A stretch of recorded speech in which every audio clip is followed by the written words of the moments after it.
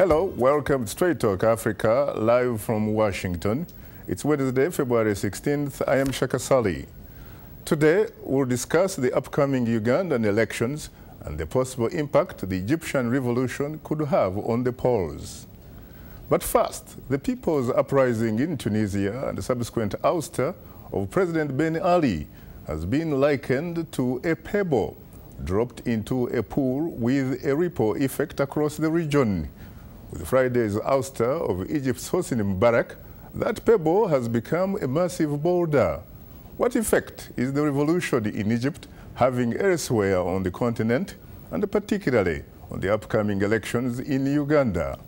My colleague Paul Cisco has more on this story. The unbridled celebrations on Cairo's Liberation Square Friday were an inspiration to people watching around the world. President Hosni Mubarak has decided to step down. President Hosni Mubarak has decided to step down as president of Egypt. The announcement, ending 30 years of one man's rule. And the joy that followed, mixed with somber reverence for those who died in the uprising. I feel that they're my brothers, and they have fought a very honorable fight for me to feel this feeling that I'm feeling right now, and feel that I'm free, and that the 30-year-old regime is now gone, and it's a new day, and this is a new era. Many took to cleaning and repairing Liberation Square. There is continuing protests against social injustice in Algeria and Bahrain and Yemen between pro and anti-government demonstrators, and in Tehran, Iran, the largest anti-government protests in more than a year. Back in Cairo, thousands of state employees are striking for better pay in the aftermath of the uprising and President Mubarak's fall.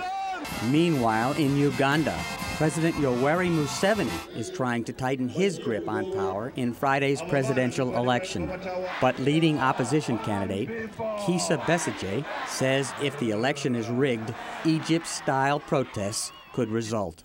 You know, there was bribing MPs and so on, and the term limits were removed.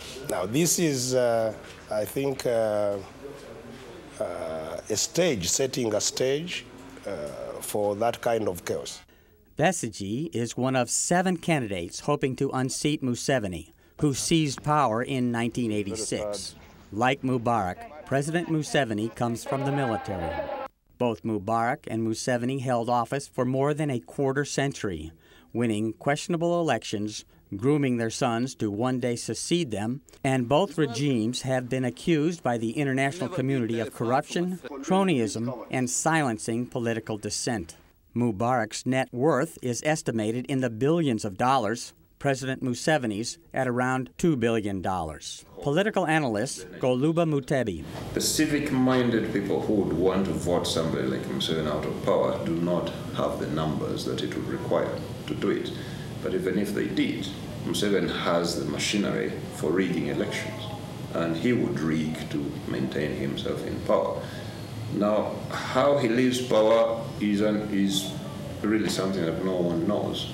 But definitely, I keep telling people that Museveni is headed out. He's not headed in. He's been here for 24 years. He doesn't have another 24 years, whether he likes it or not.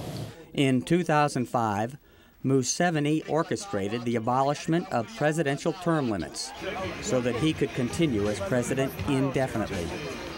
Paul Cisco, VOA News. Thanks, Paul, for that report.